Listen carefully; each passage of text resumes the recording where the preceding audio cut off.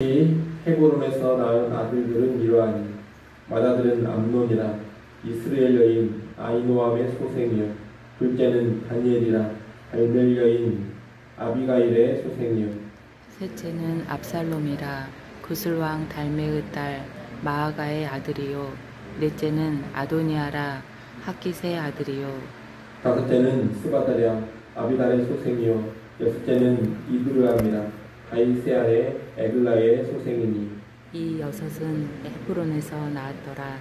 다윗이 거기서 7년 6개월 다스렸고 또 예루살렘에서 33년 다스렸으며 예루살렘에서 그가 낳은 아들들은 이러하니 시므아와 소박과 나단과 솔로몬 네 사람은 다 암미엘의 딸 닷수아의 소생이요 또 이팔과 엘리사마와 엘리벨렉과 노가와 네벡과 야비아와 엘리사마와 엘야다와 엘리벨렛 9사람은 다 다윗의 아들이요 그들의 누이는 가말이며 이외에 또 소실의 아들이 있었더라.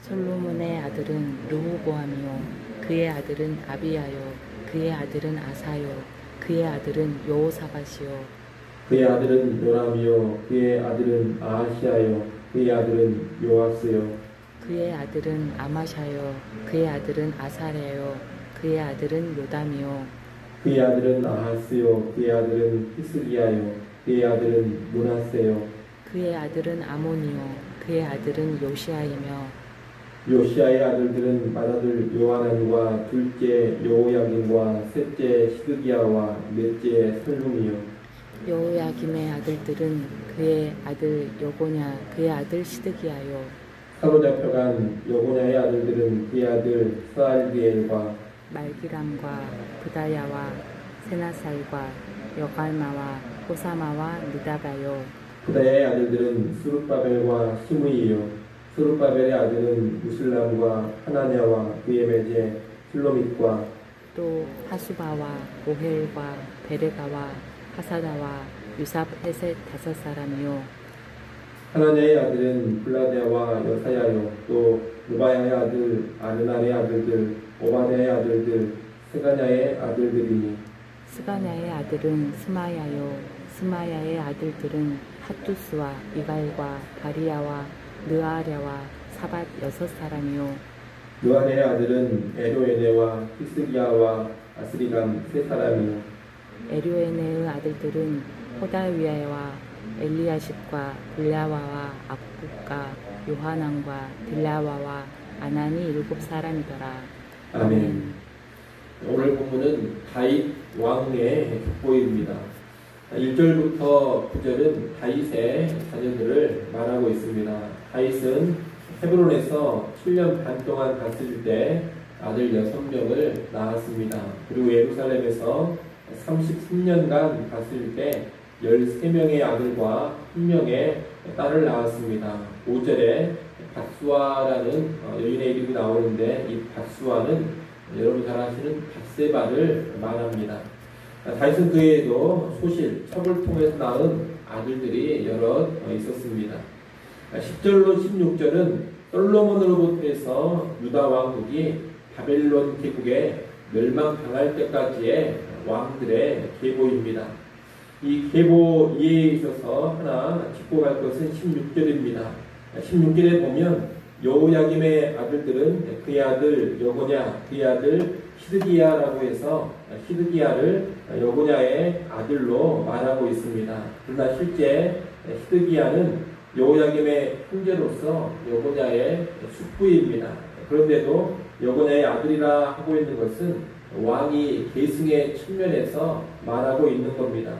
여호야김을 이어 여고냐가 왕이 되었고 여고냐 이후 그의 숙부인 시드기야가 왕이 됐습니다.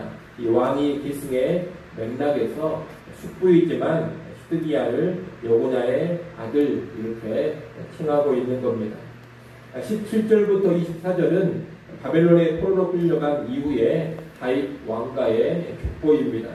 17절에 보면 사로잡혀간 여고냐가 나오는데 이 여고냐는 바벨론의 포로로 끌려간 유다의 왕 여호야김입니다. 이 여고냐 여호야김은 바벨론에서 계속해서 대를 이어가는데 그 계보가 포로 생활에서 귀환한 백성들에게까지 이어지고 있습니다. 19절에 보면 스룹바벨이 나오지 않습니까? 이 스룹바벨은 1차 포로 귀환 때 성전의 재건을 주도했던 지도자였습니다. 그가 바로 다윗 왕의 후손인 겁니다. 이 조건은 다윗 왕가의 계보가 나라가 망하고 포로 생활을 하는 동안에도 끊어지지 않고 계속해서 이어지고 있고, 또 포로 생활에서 귀환한 후에도 계속해서 이어지고 있음을 보여줍니다. 하나님께서는 다윗의 집과 다윗의 나라를 영원히 보존하시겠다, 그렇게 약속을 하셨는데 그 약속을 하나님은 계속해서 신실하게 지켜가고 계시는 겁니다. 비록 범죄로 인해서 왕과 백성들이 포로로 끌려가고 성전이 무너지는 그런 고통과 수모를 당하기는 했습니다. 하지만 다윗 집안을 향한 하나님의 은혜와 자비는 끊어지지 않고 계속해서 흐르고 있습니다. 하나님은 징벌 중에도 신실하게 다윗 집안을 향해 긍휼을 베풀어주고 계시는 겁니다. 그리고 다윗에게 주신 그 약속은 결국 다윗의 자손으로 메시아이신 예수님을 보내주심으로 최종적으로 성취가 됩니다. 다윗의 자손으로 영원한 왕 예수님이 오심으로 다윗의 집과 다윗의 나라를 영원히 보존하시겠다고 하신 하나님의 그 약속을 궁극적으로 성취해 주신 겁니다. 지난번에 말씀드린 것처럼 이 역대기 말씀을 읽고 있는 1차 독자들은 누구냐? 포로 생활에서 귀환한 이스라엘 백성들입니다. 포로 생활에서 귀환한 이스라엘 백성들은 이 다윗 왕가의 족보를 보면서 다윗 집안의 면면이 흐르고 있는 하나님의 신실함과 자비를 보게 됩니다.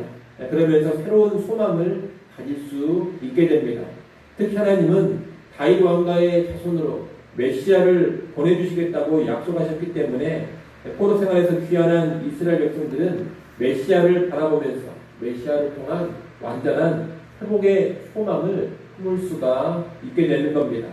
궁극적인 회복을 주실 메시아를 바라보면서 귀환한 땅에서 믿음과 소망으로 살아갈 힘을 얻게 되는 겁니다. 여러분, 오늘 우리는 이미 다윗의 자손으로 하나님께서 메시아 예수님을 보내주셨고 구원을 이루신 그런 시대를 살아가고 있습니다. 우리는 이제 이 구원이 궁극적으로 완성될 재림의 그날을 바라보면서 살아갑니다. 다윗 집안에 주신 약속을 하나님께서 신실하게 이루어 주신 것처럼 오늘 우리에게 주신 구원의 약속, 재림의 약속도 신실하게 이루어질 것입니다. 하나님 예수 믿는 자를 반드시 영광의 구원의 완성에 이르게 해주실 것입니다. 약속하셨기 때문에 약속하신 하나님께서 신실하게 이루어 가시는 겁니다. 비록 우리의 연약함이 있고 실패가 있고 때로 연약함과 실패로 인한 징벌이 있다 하더라도 우리를 향한 하나님의 본질적인 신실함은 변함이 없습니다. 우리 연약함과 실패 속에서도 구원받은 나와 구원받은 교회 공동체 그리고 온 땅을 향한 하나님의 목적과 뜻은 조금도 좌절되거나 편애되지 않는다라는 것을 우리는 알아야 되겠습니다. 면면이 흐르는 하나님의 은혜로 반드시 성취가 되는 겁니다. 이것을 확신하고서 언제나 하나님의 신실함 그리고 신실함에서 나오는 은혜에 소망을 두고 살아갈 수 있어야 하겠습니다. 여러분, 우리를 향한 하나님의 약속은 반드시 이루어집니다. 그리고 하나님의 신실하심은 절대로 변함이 없습니다. 언제나 이 하나님의 신실함, 은혜를 강력하게 바라보면서 하루하루 살아가는 우리 모두가 될 수 있기를 간절히 소원합니다. 기도하겠습니다.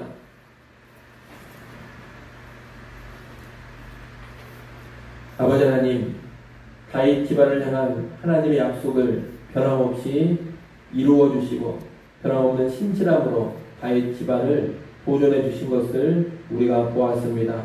오늘 구원받은 우리를 향한 하나님의 약속도 변함없이 반드시 성취되고 우리를 향한 하나님의 신실함도 변함없이 지속된다는 것을 확신케 하여 주시옵소서. 나의 힘과 나의 능력으로 나의 구원을 지키고 이루어가는 것이 아니라 하나님의 신실함과 하나님의 은혜로 나의 구원이 지켜지고 완성된다는 것을 다시금 알게 해주시어서 하나님을 바라보게 하시고 하나님의 은혜, 하나님의 신실함을 의지하며 살아가게 하여 주시옵소서. 나의 내감과 나의 실패와 나의 범죄 속에서도 다시금 신실하신 하나님, 은혜의 하나님 바라보며 힘을 얻고 소망을 품고 살아가게 하여 주시옵소서. 하나님, 또 하나님 앞에 나와 이렇게 엎드립니다. 엎드리는 주의 백성들을 주목하여 보시고 하늘의 신령한 은혜로 채워주시옵소서. 이 시간 우리와 우리의 자녀들, 우리의 가정, 교회와 나라와 민족,